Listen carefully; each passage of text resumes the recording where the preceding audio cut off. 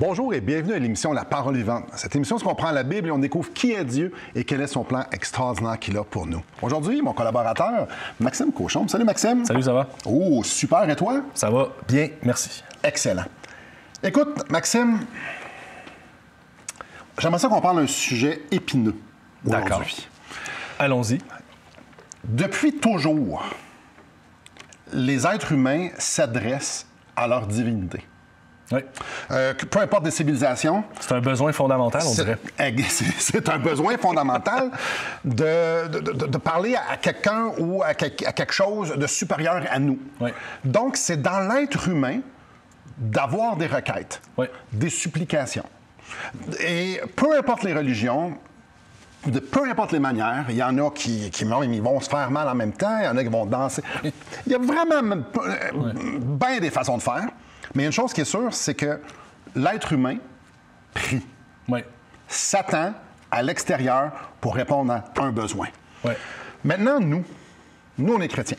Oui. Nous, on croit que le Dieu de la Bible, c'est le seul vrai Dieu, le créateur de toutes choses. Amen. Qui a envoyé son Fils mourir et ressusciter sur la terre pour nous sauver. C'est ce qu'on croit. Qu'est-ce qui différencie mes prières de ceux de toutes les autres? Je dirais que la possibilité qui se réalise. Déjà. OK. Non, mais dans le sens, tu sais, on parle tellement. On a tout un réflexe, on soit croyant ou pas croyant, de parler à quelque chose qui semble être au-dessus de nous. Même l'univers, c'est à la mode. On a cette espèce de conscience-là. Dieu nous place cette conscience-là déjà dans le cœur, déjà dans la tête, parce qu'effectivement, il y a on est trop petit sans qu'il y ait rien qui nous dépasse. On a besoin de quelque chose qui répondrait à nos états d'âme, à nos cris du cœur et tout ça. Ouais. Et on a l'impression que de parler au bonhomme d'en haut, si on peut reprendre certaines expressions, va nous aider à cheminer, à digérer ce qui est en train de nous passer, de se passer dans nos vies. Et le chrétien, il n'est pas différent, il va le faire lui aussi, mais il va s'adresser directement à Dieu, le Dieu unique que tu parles. Et c'est un Dieu de miracles, c'est un Dieu de promesses, c'est un Dieu d'amour, c'est un Dieu de grâce. Donc, forcément, on a par Jésus, par son sacrifice, on a ce lien direct-là avec Dieu qui a été rétabli. Ce qui a été, justement, là, quand on parle souvent de la chute, où est-ce que Adam et Ève ont cassé leur relation avec Dieu, mais c'est comme si on avait perdu ce canal-là. Relationnel au travers de la prière pour s'adresser directement à Dieu.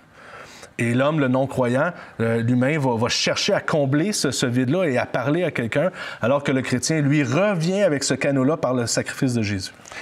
Et ça me fait penser à un passage dans Hébreux au chapitre 4.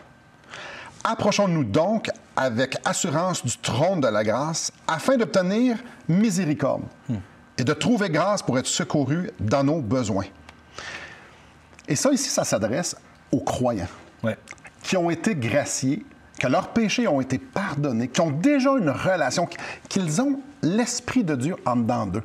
Donc, il y a une invitation ici.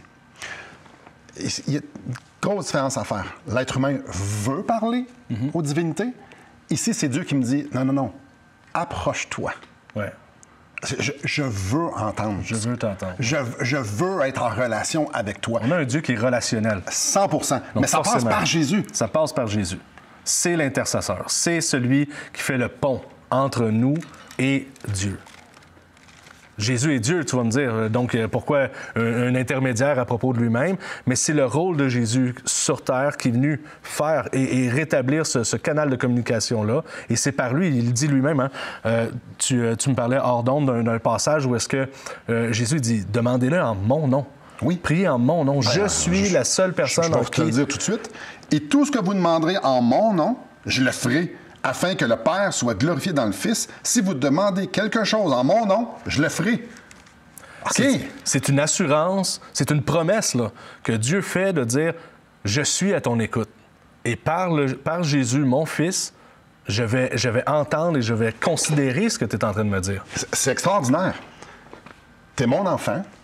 Approche-toi de moi avec assurance du trône de la grâce pour que tu puisses obtenir miséricorde et grâce. Et tout ce que tu vas demander dans le nom de mon Fils, je vais te le donner. C'est un appel, c'est un ministère, c'est énorme. C'est glorieux parce que quand on pense que avant que je sois sauvé, mes prières ne montaient pas plus haut que le plafond. Oui. C'était des paroles. Comme moi, je te parle à toi. Des paroles qui mettent rien en existence, qui produisent rien. Il n'y a pas de suite à ça. C'est des paroles, c'est les désirs de mon cœur. C'est une pétition à rien. Ouais. Et quand je mets ma foi dans le Seigneur, ça nous dit dans Éphésiens que je viens en lui. Je fais une même plante. Dans Romains 6, je suis devenu une même plante avec lui. Ouais. Donc, je viens uni en Christ et j'ai un accès auprès du Père. Et quand je prie, ben c'est comme si le Père entendait son Fils, Jésus, le parfait. Oui. Hey, ça nous donne... Ben, wow. C'est extraordinaire, en fait, de pouvoir avoir cette relation-là avec Dieu notre Père, le Créateur. Mais en même temps, ça ne veut pas dire qu'on peut demander n'importe quoi. Ouais. Ça ne veut pas dire qu'on peut aller dans tous les sens avec ça. Et c'est là que je voulais m'en aller. C'est ça, OK. parce qu'il y a un danger, là. Il y a une tension à garder, là. Donc, oui, j'ai accès auprès du Père. Oui. Puis c'est pas... non, c'est une invitation qu'il me fait. Oui. Puis il n'invite pas tout le monde. Il invite ceux par lesquels ils ont été unis à Christ par la foi à cause de sa mort, sa résurrection. J'ai une invitation de venir dans sa présence. Mais si je me présente devant Dieu, dans le nom de Jésus, ça me dit que je peux demander n'importe quoi. Oui. Alors, je fais référence à ce que tu viens de dire. Soit que je peux demander ce qui va honorer Dieu, ou soit je peux demander ce qui me rendrait une vie plus confortable. Alors, je vais demander des choses pour moi. Je vais demander des choses je vais être bénéficiaire. Qui viennent de la chair plus, qui peut-être des demandes égoïstes. C'est tout ça que Dieu demande. Je ne penserais pas. C'est tout ça que Jésus dit. Hey, demandez n'importe quoi à mon Père, là, puis je vais vous le donner. Ouais. Après la pause, qu'est-ce que tu penses il y a un écueil. Oui. Il y a une possibilité qu'on fasse comme moi, ou qu'on prenne la prière et qu'on en fasse une idole. Et qu'on ne s'adresse plus vraiment à Dieu, mais qu'on s'adresse à un Dieu qui ressemble au Père Noël. Oui. Donc, après la pause, justement, on va regarder la contrebalance, l'écueil. Et on a une tendance à rester avec nous.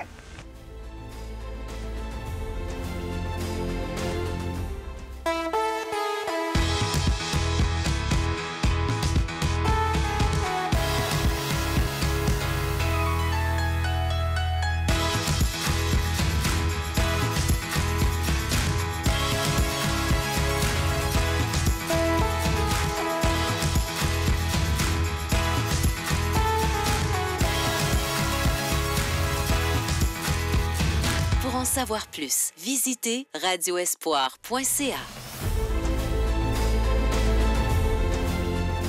Rebonjour à vous. On parle de prière. Jésus nous dit dans Jean 14, « Si vous demandez quelque chose en mon nom, je le ferai. » Et on l'a vu dans Hébreu, approchez-vous avec assurance. Puis, Dieu veut nous bénir. Dieu veut nous donner ce qu'on veut. Dieu veut nous donner une belle vie. Dieu veut pas qu'on souffre.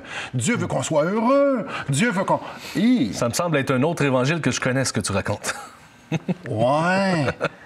Faites connaître vos besoins, parce que Dieu, ça nous dit, ne vous inquiétez de rien, mais faites connaître vos besoins à Dieu. Donc, si je fais connaître mes besoins à Dieu, dans le nom de Jésus, parce qu'ils m'ont invité dans sa présence, je peux lui demander n'importe quoi. Je pense que ça a des limites. Parce que forcément, c'est pas n'importe quoi qui est bon pour toi. Faites d'Éternel tes délices, il te donnera ce que ton cœur désire. Il va me donner vraiment ce que mon cœur désire. Mais lorsque tu as donné ta vie à Jésus, il y a quelque chose qui a commencé à s'amorcer en dedans de toi. Il y a quelque chose qui a changé. Tes désirs ne portent plus sur les mêmes choses. Tes yeux ne sont pas rivés sur les mêmes aspirations, sur les mêmes promesses, sur les mêmes espérances. Donc, en principe, il y a une partie de toi qui devrait demander des choses à Dieu d'une façon qui est différente, avec des objectifs différents. Faites de l'Éternel tes délices. Donc, Dieu est extraordinaire, digne d'être adoré. Il va donner ce que mon cœur veut. Donc, ce que mon cœur devrait vouloir, ce que tu me fais comprendre, ce que tu nous fais comprendre, qui est près dans la Bible, merci. Ça devrait que Dieu soit glorifié. Oui, c'est ça. Est-ce que tu peux demander des choses et non pas pour toi d'une façon égoïste ou très matérielle ou quelque chose comme ça, dans le sens où est-ce que j'aime Jésus, j'aime Dieu, donc forcément, je vais avoir une nouvelle Lamborghini, une voiture de course dans l'entrée. Mon cœur ne devrait pas être porté à ça, là. Si Dieu est mon délice, alors je veux que sa volonté à lui se concrétise, se fasse pour moi et autour de moi. OK, on pousse ça. Lamborghini, probablement qu'il n'y a pas beaucoup de gens qui... Ma femme, Oui. hier, était... c'est une illustration. était dans un accident d'auto. Et puis, elle est à l'hôpital. Oui. Et peut-être qu'il y a des gens qui vivent des drames similaires dans notre Très histoire. probable. Et puis là, elle est entre la vie et la mort. Je prie le Seigneur. Oh. Ouais. Parce que quand ça vient le temps d'une Lamborghini, je m'en fous un peu d'un Lamborghini. Oui, toi puis moi, oui. Mais ma femme puis mes enfants, là, t'as un peu. Est-ce qu'on applique la même chose avec la souffrance de nos plus proches? Moi, je peux te dire, de ce que je comprends, Dieu a permis qu'elle soit dans cette situation-là, pour sa gloire. On a un Dieu qui est souverain. Ouais. Donc, on doit y faire confiance que ça, c'est arrivé pour quelque chose. Et nous, on ne sait pas c'est quoi. C'est pas à nous ça nous appartient pas de le savoir. Peut-être que sa mort va faire en sorte qu'il va y avoir plein de personnes qui vont être touchées par l'Évangile. Peut-être. Et ça, c'est l'investissement de la vie de ma femme pour la cause de l'Évangile. Comme il y a des centaines, il y a des milliers de chrétiens qui ont été brûlés, qui ont passé à la guillotine, qui se sont fait bouillir, parce que leur témoignage était un investissement pour le royaume de Dieu. Ouais. Alors, peut-être que Dieu, c'est ça qu'il veut. Mais moi, ce que je veux, c'est garder ma femme. C'est sûr que moi, je veux garder ma femme, mais moi, je veux garder ma femme. Oui. Dans mon royaume, le royaume de Simon, c'est « Hey, Seigneur, je peux pas croire que tu as fait ça. Délivre ma femme, guéris-la. » Ouais. Et là, j'ai dit accident d'auto, ça peut être le cancer, ça peut être plein de choses. Ça peut être n'importe quoi, là. Et ma femme meurt. Ouais. Et donc, Dieu, souvent, il va être blâmé parce qu'il n'a pas répondu à ma prière que j'ai faite dans son nom, puis j'ai cru que c'était pour arriver. Oui. Dans Jacques, on a la réponse. Oui. Au chapitre 4, verset 2. Vous convoitez. Convoiter, c'est vous voulez avoir quelque chose que vous n'avez pas. Et tu convoites, mais tu ne possèdes pas. Vous êtes meurtrier et envieux et vous ne pouvez pas obtenir. Vous avez des querelles et des luttes et vous ne possédez pas parce que vous ne demandez pas. Ici, il faut attendre, il faut vraiment bien écouter. Vous demandez et vous ne recevez pas parce que vous demandez mal, dans le but de satisfaire vos passions. Adultères que vous êtes, ne savez-vous pas que l'amour du monde est inimitié contre Dieu? Celui donc qui veut être ami du monde sera ennemi de Dieu. Ça, c'est un langage fort. Oui. Parce que l'ami du monde, le monde, c'est tout ce qui n'est pas de Dieu. Puis donc, on pense, c'est les grosses affaires, les péchés immoraux, puis la quitte. Non, mais moi, je suis un enfant de Dieu, donc j'aime pas le monde. Mais le monde vit pour lui-même. Ouais. Le monde nourrit. Comment qu'on est capable de prier et de s'adresser à Dieu en le mettant lui en avance, en le mettant lui comme la vedette de cette prière-là, si je pourrais dire. C'est lui le bénéficiaire, c'est pas moi. Exactement. Tu sais, moi, je suis atteint d'une certaine maladie et tout ça. Il y a beaucoup de gens qui veulent venir prier pour moi, puis ils disent « Je vais prier pour que tu guérisses ». Et mon réflexe est toujours le même. Il dit « Merci, c'est gentil, mais prie que Dieu se glorifie à la place. » Dans la maladie... Parce que Dieu peut se glorifier en me guérissant, ou Dieu peut se glorifier d'une autre manière en me laissant avec cette maladie-là, mais en encourageant les autres autour de moi, ou qu'il y ait quelque chose qui se transforme ou qui touche des cœurs et que les gens se tournent vers lui. Donc, je ne suis pas au centre de tout ça. Donc, nos requêtes de prière ne devraient pas être à propos de moi, mais à propos de lui. Et dans ton cas, j'en parle aussi ouvertement, j'ai la même maladie, fait que ce qui vient pour toi vient pour moi. Oui. Il semble que Dieu nous dirige dans cette direction-là. Que la volonté de Dieu pour nos vies, c'est qu'on vit avec cette maladie-là qui est restreignante, disons-le. Alors moi, si je veux rentrer dans ce que lui est en train de faire, je vais regarder où ce qui s'en va. Oui. Puis je regarde ta vie, je regarde ma vie, bien, ça a l'air qu'on a une maladie, puis c'est correct. Ouais. C'est correct, c'est bon, c'est la bonne chose. Ça, c'est l'Éternel est mon berger. Je manquerai de rien. Il me fait reposer dans de verts pâturages. Il me fait reposer près des eaux paisibles. On est dans le vert pâturage. On ne manque rien. Non. Alors, ma prière, c'est beaucoup plus de dire « Hey, Seigneur, change mon cœur. Ouais. J'ai envie de désirer peut-être autre chose. Mais là, c'est clair que ce que tu veux, c'est que je vive ça. Et ça, c'est bon. Seigneur, merci. Ouais. Merci pour les opportunités que ça crée. Merci parce que, justement, ça me transforme moi, mais ça touche les autres aussi. Il y a quelque chose qui est en train de se passer parce que c'est lui qui est à l'œuvre et c'est sa volonté qui se passe. Mon enfant, ce n'est pas le cas, mais mon enfant quitte les voies du Seigneur, puis il avait fait profession de foi, ça fait baptiser, quitte le Seigneur, puis là, on fait tout pour le ramener. Seigneur, ramène-les. C'est correct de prier que le Seigneur ramène nos enfants. Mais aussi, c'est correct de dire, Seigneur, je vois ce que tu es en train de faire. Tu permets qu'il y ait un détour, comme on le voit avec le peuple d'Israël, comme on le voit dans... Il y a plein de détours. Les disciples, il y a des détours. Et je te prie que tu puisses le ramener parce que c'est ma volonté, puis je sais que c'est la tienne aussi. Tu me vois qu'il y a des promesses, quelqu'un qui... Tu vas ramener à toi. Mais prends le chemin que ça prend. Prends le temps que ça prend. Max, on va aller à la pause. Oui. Parce que je pense que c'est important de prendre une pause ici et de dire, un peu, quand je prie, c'est à propos de qui? C'est-tu parce que je ne suis pas capable de comprendre comment ma vie pourrait être sans ça, que ça soit financier, que ça soit la sécurité? Ou bien non, je prie parce que je veux entrer dans le travail de Dieu. Après la pause, on va continuer. Comment on prie? Comment c'est possible? Parce qu'on a réellement l'invitation et le Seigneur a vraiment dit, demandez quelque chose en mon nom et je vais vous le donner. Revenez avec nous. Depuis maintenant 15 ans, nous avons l'immense privilège d'annoncer la bonne nouvelle de Jésus-Christ. Par la grâce de Dieu, nous avons fait plus de 500 émissions, distribué gratuitement des milliers de livres et que dire des centaines de personnes qui ont répondu par la foi à l'appel de Jésus. Aujourd'hui, nous aimerions inviter ceux qui ont reçu cette bonne nouvelle à faire équipe avec nous. Aimeriez-vous avoir un impact dans la francophonie pour l'Évangile? Joignez notre équipe en participant financièrement à la production de l'émission et en nous permettant de continuer à offrir de la littérature gratuitement à ceux qui sont ouverts à l'Évangile. Contactez-nous. Il nous fera plaisir de vous partager comment vos prières et vos dons peuvent faire la différence.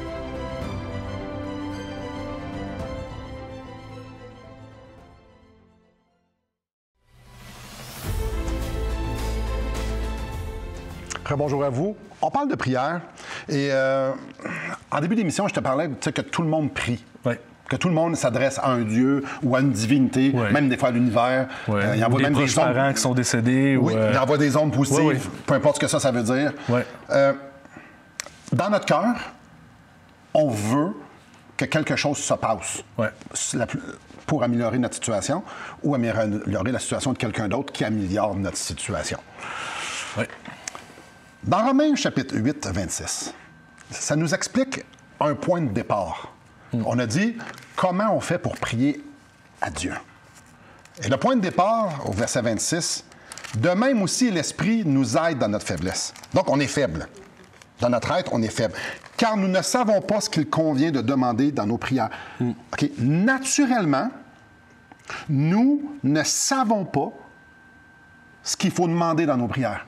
Alors, les premières choses qui nous passent en tête, là, ce ne sont jamais les bonnes choses. On a parlé dans Jacques, ça, c'est selon nos passions. C'est selon notre chair.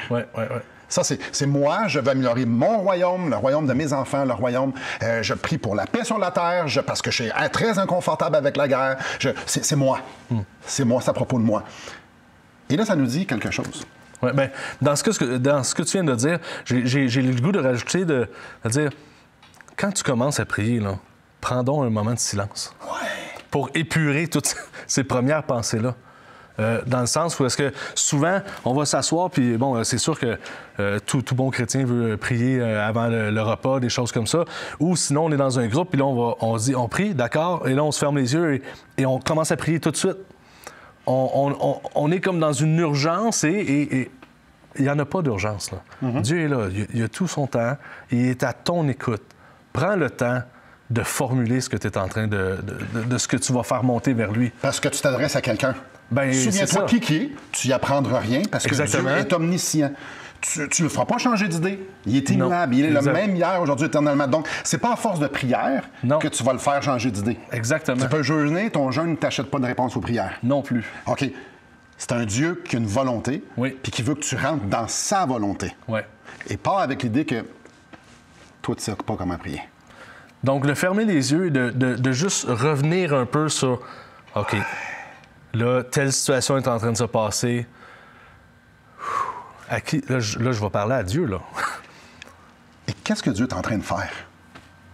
Et quand que tu prends ce moment-là, et c'est là que tu t'en allais, je pense, avec la fin du verset, quand tu t'en vas dans ce moment-là où ce que tu te recueilles un peu plus et que tu fais attention, tu te mets à l'écoute de quelque chose qui est en dedans de toi. De même aussi, l'Esprit nous aide dans notre faiblesse.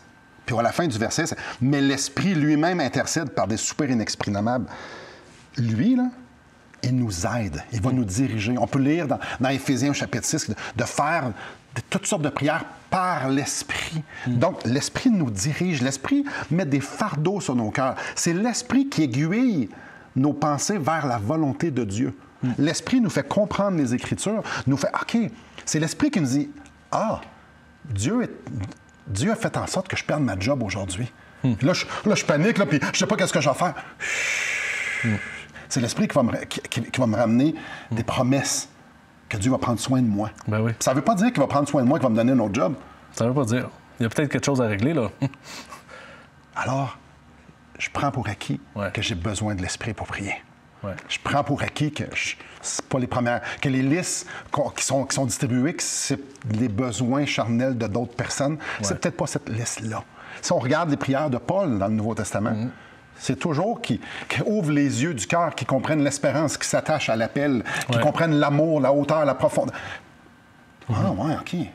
C'est toujours plus de lui, moins de moi. Il est toujours pas en train de diminuer ce qu'il est en train de vivre ou de dire bon, ben, tu sais, c'est ça, je suis né pour un petit pain ou la maladie est dans ma vie. C'est plutôt dans une sorte de reconnaissance à ce que Dieu est en contrôle et que Dieu va pourvoir et que Dieu accomplit ses promesses. Et il écrit à des gens qui souffrent, des gens qui vivent les persécutions, il y a du monde qui se font tuer. Ils écrivent. Tu sais, Pierre, quand il écrit son épître de la souffrance, là, 1 Pierre, il parle à du monde que ça va vraiment pas bien. Ouais. Puis il n'est pas en train de dire « priez que tout change ». Non. Non, il est en train de dire « l'épreuve de la foi est en train de purifier ». Ouais. C'est bon. Ouais. Alors, c'est notre mentalité, c'est notre cœur de se comprendre quand on arrive puis qu'on dit « Seigneur, qu'est-ce que tu veux que je prie? » Jésus ferait quoi comme prière?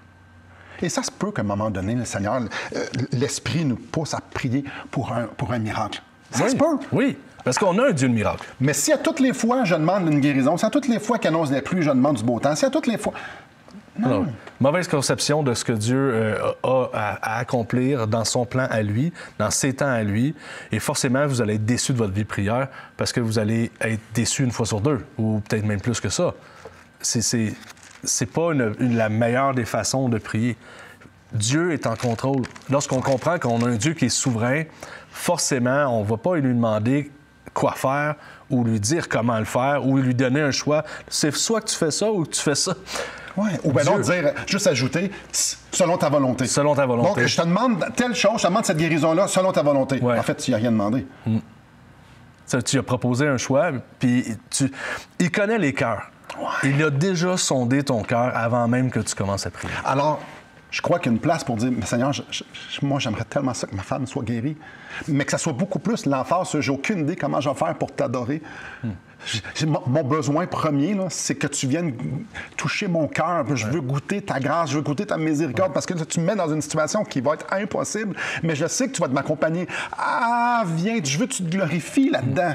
Viens apaiser mon cœur, viens m'aider à comprendre ce que tu es en train de faire dans ma vie. Je veux garder, j'ai peur de pas garder mes yeux vers toi. Ouais. Puis il y a toutes sortes les prières comme ça, mais il y a les prières aussi qui sont peut-être plus dangereuses, si je pourrais dire, mais dans le sens, Dieu brise-moi, Dieu envoie-moi. Ouais. Vraiment de dire, je sais là, que j'ai un blocage, c'est quelque chose de profond. Viens percer à jour ma problématique. Viens me briser. Viens me... Il répond à ces prières-là. Ça, là, c'est des... Oui. Ceux-là, il répond. Wow! Comment est votre vie de prière? Parce que quand on rentre par l'Esprit, dans le nom de Jésus, basé sur les Écritures, avec un cœur qui désire que Dieu soit glorifié, oh, il répond. Oh, combien il répond. Et c'est ce genre de prière-là que Jésus a dit, je vais vous le donner. Après la pause, on va continuer de parler de ce sujet fort intéressant. Restez avec nous.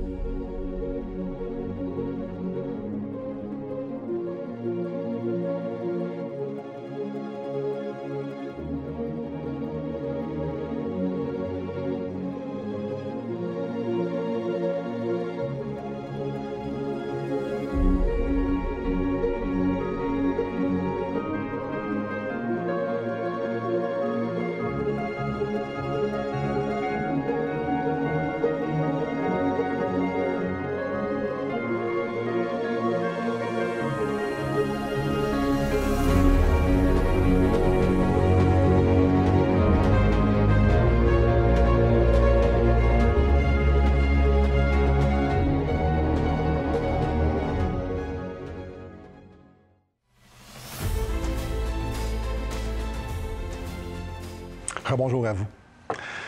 Maxime, on trouve dans Philippiens chapitre 4 un verset fort connu. Ne vous inquiétez de rien, mais en toute chose faites connaître vos besoins à Dieu par des prières, des supplications avec des actions de grâce. Donc ici, ça semble dire, et c'est souvent interprété, donc Dieu veut que j'y dise mes besoins. Donc il veut que je dise que je suis insécure financièrement, que j'ai besoin de telle chose, que tel problème soit réglé, que mes enfants... Dieu veut que j'y dise, parce que c'est ça qui m'inquiète. Oui. Mais est-ce qu'on est inquiété des bonnes choses? Ah, ouais. Est-ce que c'est vraiment ça? Je pense que le Notre Père, la prière de Notre Père, ça commence par quoi? Notre Père qui est aux cieux, Oui. que ton nom soit sanctifié, que ton règne vienne, que ta volonté soit faite. Oui, ça. Pourtant, il y a quoi? C'est 3-4 phrases, là, puis c'est toujours pas à propos de nous autres. Ouais. C'est vraiment que à propos de lui. Donc, mon besoin, en fait, là, c'est que Dieu soit présent, que sa volonté soit faite, que son règne vienne. C'est ça, mes besoins les plus primaires, c'est ça. Je te vois pas dans cette situation-là. Mon besoin devrait être « je veux te voir ». Mais oui. Je comprends pas, je sais pas ce qu'il faut qu'on fasse. C'est ça. C'est ça. Au lieu de crier à l'alerte tout de suite, c'est « Seigneur, Seigneur, Seigneur, t'es où? Montre-moi ta face, montre-moi ta volonté. Toi, qu'est-ce que tu veux, toi? » C'est lui la priorité. Ouais. Dans les situations dans lesquelles on est en train de vivre, et probablement plusieurs d'entre vous vivez des choses très difficiles, Dieu est déjà au courant. Et Dieu a déjà un projet, un plan pour vous. C'est d'être avec vous. Et ce qu'il veut, c'est qu'on s'approche avec assurance pour que nos cœurs rencontrent le sien et qu'il puisse nous communiquer toutes les grâces qui sont nécessaires pour qu'on soit consolé, pour qu'on soit encouragé.